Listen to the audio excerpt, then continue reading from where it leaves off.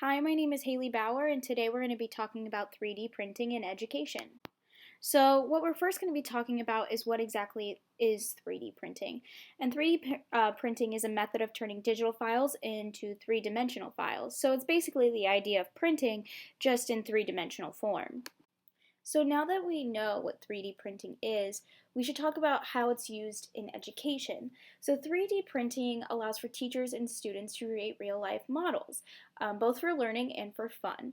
They've actually been around for 30 years, but due to costs, have been really not a part of educational purposes and mainly used in labs. 3D printing has started to build on a creative environment and hands-on environment for students in classrooms. So the integration process for 3D printers in education wasn't too difficult to figure out.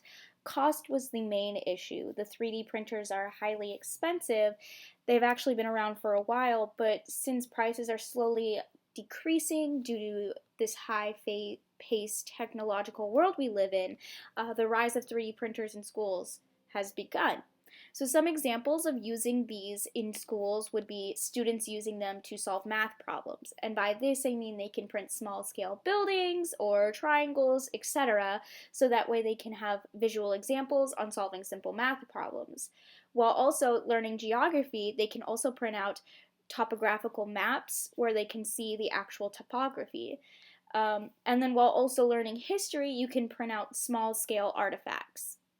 Moreover, there are always advantages and disadvantages to these technologies. So some advantages are it enhances student-centered learning. It's based on the student learning, it captures interest and attention, and it gives real-life examples. It also allows for the expression of the students. Some of the disadvantages are that it is costly, it may be too difficult to use, it does require a lot of training, I believe. It may be used for incorrect ways. So there's been instances where illegal items have been created due to 3D printing or copyrighted material.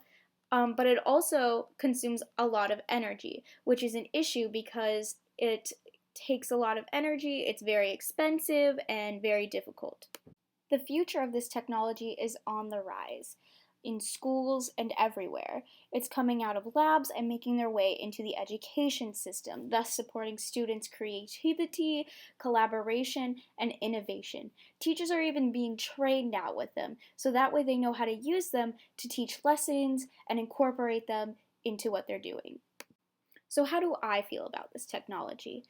I want to become a second grade teacher, so I'm very excited about this. I think it would be really cool to use, really cool to teach with, and as well as show students how to use it. I think it would really capture a lot of students' attention and build their creativity, as well as allow them to focus.